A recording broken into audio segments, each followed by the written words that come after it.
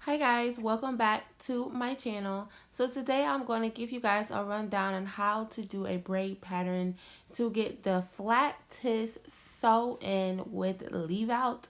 There is a pattern to this. There is a way to do it.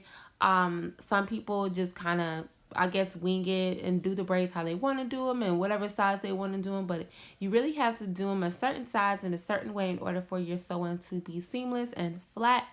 So my client today, she wants a sew in with leave out. She doesn't want her back left out, but she does want a middle part and she wants her edges left out. So that's what I'm doing today. Now, if you're having a hard time trying to figure out how much leave out to do, I suggest you do 2 fingers of leave out. That's called the most minimum leave out, especially if the client doesn't have super thick hair. Now, if a client has super thick hair, I say a finger and a half is enough leave out. I honestly think the less leave out is out, the more natural it looks, but other people think the opposite.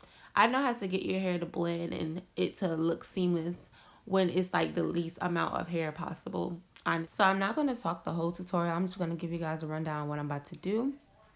Like I said, I'm just braiding the sides in the front out of the way so that way that doesn't get sewn in. Please do not make mistake and think that that is the braid that you're going to sew down.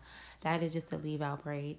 Okay, so what I'm going to do is after I braid the sides down, I'm going to do a braid after that. That is called the perimeter braid. And what you're going to do is, especially since our hair is soft, I like to add a little bit of Marley hair with my braids in order to give it more resistance. Her hair is blown pretty straight and she wears her hair pretty straight. So in order to get more, resistance and more grip, I use some Marley hair to braid. After those braids, I'm going to do the perimeter braid like I stated.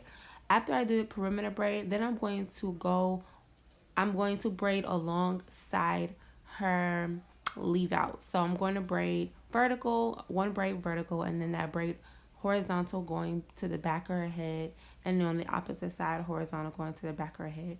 Both of those going to be on the opposite sides of the leave out.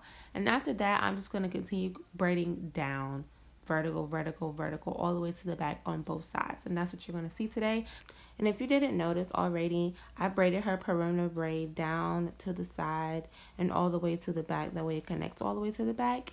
Also, if you didn't notice, I did moisturize her hair with the Design Essentials moisturizing cream. She wanted to use that cream. It was hers, so we decided to use that to moisturize her hair. And one more thing, as you can see, I'm combining the previous braid to the next braid. That way you don't have to braid so many braids down whenever you're done sewing in. So I hope you guys enjoyed this informative video. I will drop the second one to show you guys how I fold over the tracks and how it lays flat. So if you guys want to check that out, then go ahead and continue watching, and I will talk to you guys in another video. Thanks guys, love you so much. Thank you guys for 7,000 subscribers. I'm so appreciative. I'm just looking for many more months and years to come with you guys supporting me. So yeah, I'm an at-home stylist, so my videos are real as it comes. All right guys, talk to you guys later. Bye. Mwah.